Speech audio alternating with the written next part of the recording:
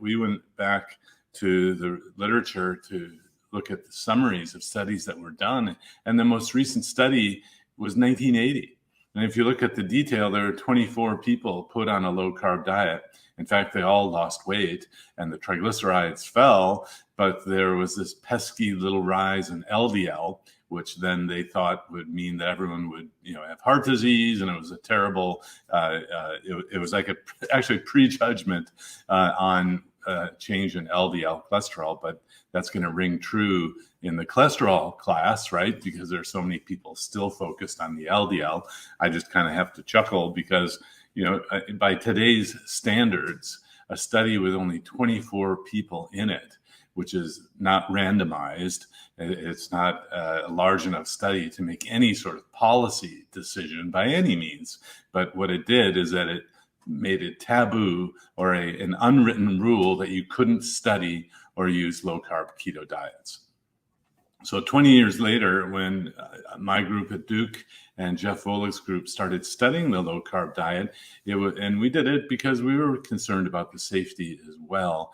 But we broke this taboo thing. It's give me 50 people, follow them over 6 months, publish it in a peer-reviewed journal, studying everything you can about their health. So, and then many more studies have been done since that time. It's gotten to the point where actually the low-carb diets and keto diets are the most studied diets, even though Gary Taubes, Nina Teicholz were also very important in kind of relearning that low-carb diets were used for obesity since 1863, and low-carb diets were actually used for diabetes since the 1920s in this textbook. And as we got into this and doing our own research, learning that the low-fat diet was not founded on great science, the whole idea of eating fat being bad was not very scientific, if it was scientific at all. Learning that actually these diets were commonly used before the whole 1970s, 80s sort of debacle against eating fat.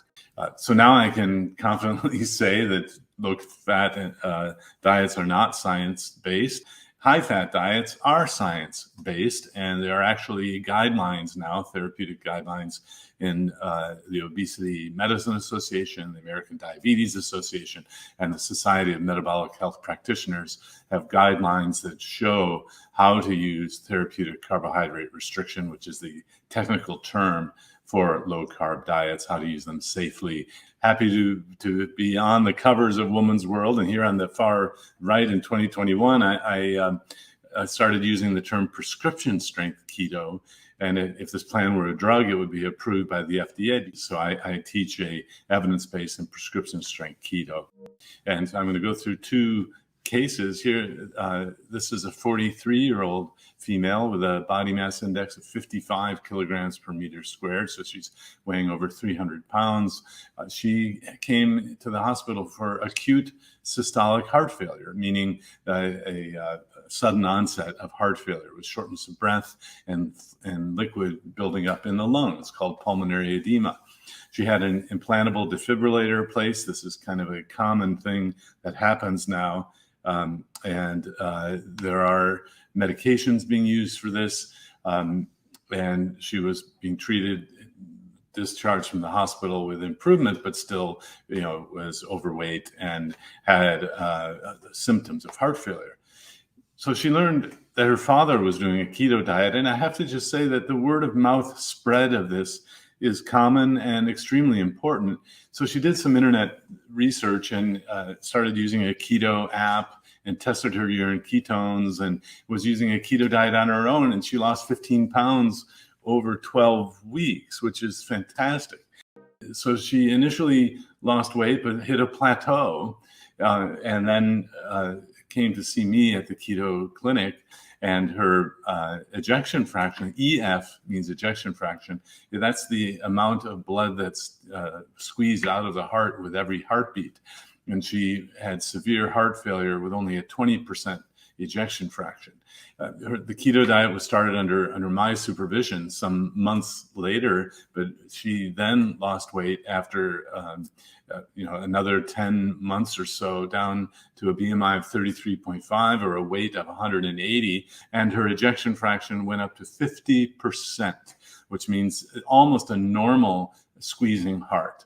So this is serious heart failure, life-threatening, needing hospitalization. Of course, it took time for this to happen, and of course, you need to learn from someone who knows how to do this safely, with a doctor who knows how to help you adjust medications. He's 5'2" and still weighs about 160 or 70 pounds. But she's tickled, she's thrilled. She has her own Instagram channel now talking about this. The second case is a 62-year-old male with a similar story of having heart failure.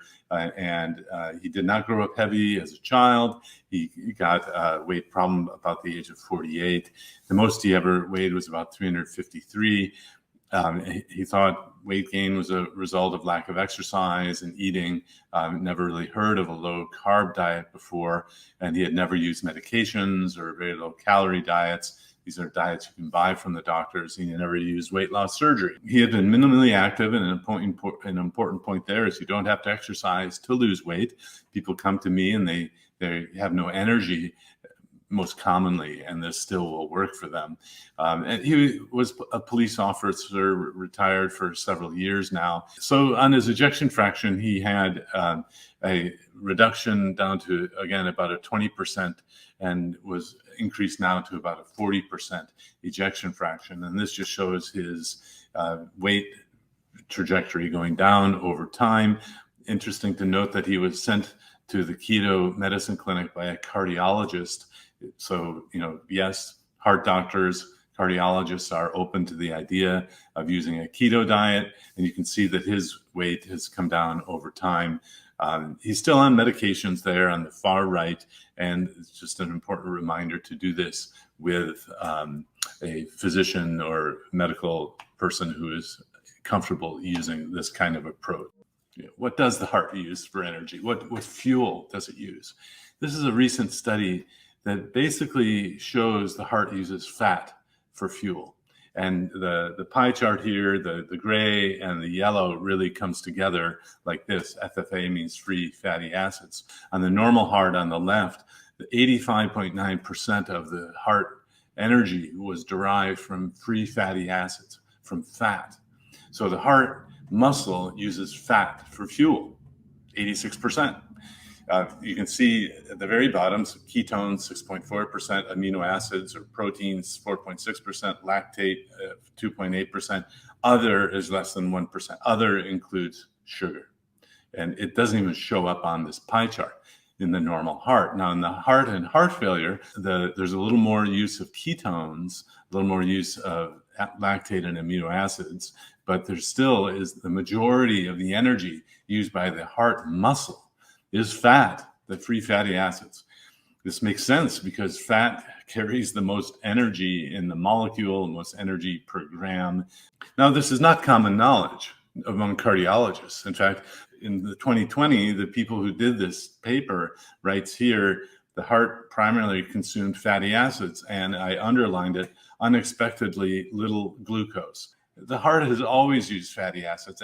It's just showing that the cardiology world and these researchers just were not paying attention to the physiology anymore. And I think a lot of this was a problem with the idea that the epidemiologists said eating fat was bad for you, or the physiologists have known for a long time that heart muscle actually uses fat and prefers fat energy over glucose. So I'd just like to briefly show that there was an old paradigm view, even for heart failure research.